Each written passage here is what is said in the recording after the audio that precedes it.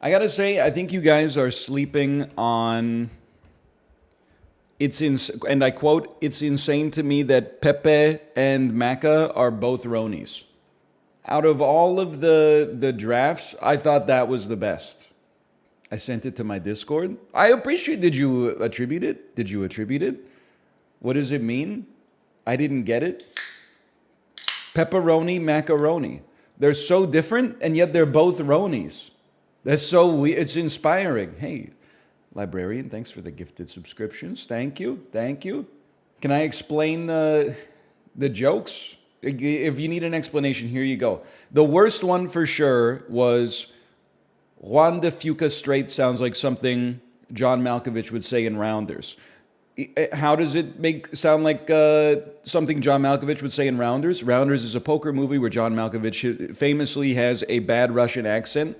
It sounds like he would say that to Matt Damon. He'd be like, Juan de Fuca straight? Because we were camping in Juan de Fuca Provincial Park, so it was on my mind.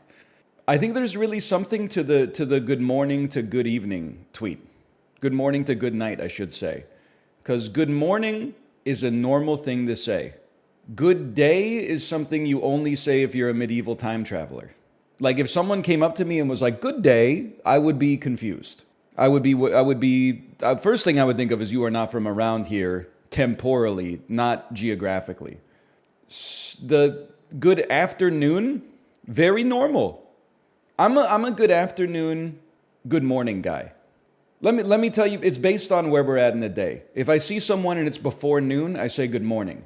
If I see someone and it's afternoon but before dinner time, which I know is subjective, I say good afternoon. And then if it's after dinner time, I say have a good night. I don't say good night because good night is like too intimate. That's like something you only say to your friends or your loved ones. You can't be at the grocery store 15 minutes before close and they say, here's your food. Do you want a receipt? And you say, no, thank you. Good night. Because they'd be like wanting to throw hands. They'd be like, what do you mean good night? Do I look like I'm in my pajamas right now? Do I look like I'm going to bed? Does it seem like we're going to spend the next 45 years together? I don't think so. So you say, have a good night. Good evening. Only Dracula says it. If you see someone and they say good evening, you can't not say it in a voice like Vincent Price, welcoming someone to like a haunted house. Good evening. Even the only other time you hear it is from like a maitre d' or something like that. Good evening is not something normal people say on the regular, at least according to me. And then good night, totally normal, which is messed up, right? That the only thing that's changing is the time of the day. No wonder people have a hard time navigating the social complexities of the world. Like good morning, perfectly normal to say. Good night, how dare you assume we have such intimacy with one another? The only thing that changed is like it's from sun up to sundown. How about howdy? Howdy would work. Hey, howdy, hey. You know what I'm talking about? Riders in the Sky.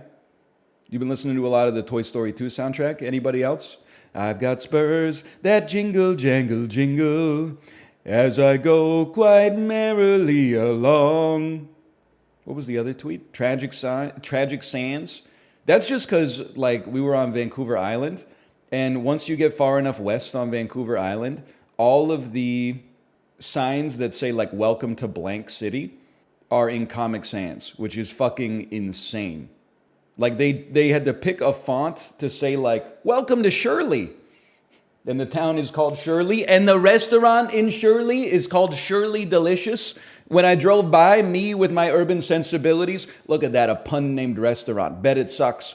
Me in the provincial park, reading Western Vancouver Island Monthly, finding out Shirley Delicious has been chosen as a top 20 restaurant in the entire country. Oh, we gotta go there. Driving back the other direction, the parking lot's stuffed. People are parked on the highway. I'm like, I'm not stopping at Shirley Delicious. It's too busy. But I can't believe that, like, of all the fonts you could choose, Vancouver Island said straight up, we're going Comic Sans for the whole island. Except Victoria. Victoria takes itself seriously. I got kind of ratted on a little bit. People were very upset with me. I said, I know I'm from Vancouver, but Victoria is weird as hell. They said, what do you mean? I didn't reply, but we parked our car, and right outside of our car, there was just a dude. He was like at least 38 years old. He had an empty water bottle, and he was doing like hacky sack with it in the parking lot. And he didn't look like he lived in the parking lot. Like, he just looked like he was well dressed, he was well groomed, but he was playing hacky sack with like this empty water bottle. And I looked at Kate and I was like, I'm not sure like I should park here. It just doesn't feel right. And she was like, oh, he's just like having fun. And then he took the water bottle and fucking yeeted it. David De Gea style. Like he kicked it like as far through the underground parking lot as he could. And I was like, this is just a weird energy. Then he went over and there were like these 3-foot tall traffic cones, you know, the kinds that are like, don't drive your car here. And he just started kicking the shit out of it like judo style. Like he was just squaring up with the traffic cones and then kicking them. And then one of them fell over and he jogged away and he got into his car and he drove away. And what's insane is that his car had like the name of a business on it. Like, I don't know if he was just decompressing and this is like what he does to let off some steam, but it was really weird. It was not surely delicious. I'm not going to out the business because then I Googled the business and I looked at the picture of the owner and he was not the owner. And I was like, okay, I'm not going to hold it against the business just because one of their employees is like, you know, blowing off steam in the parking lot.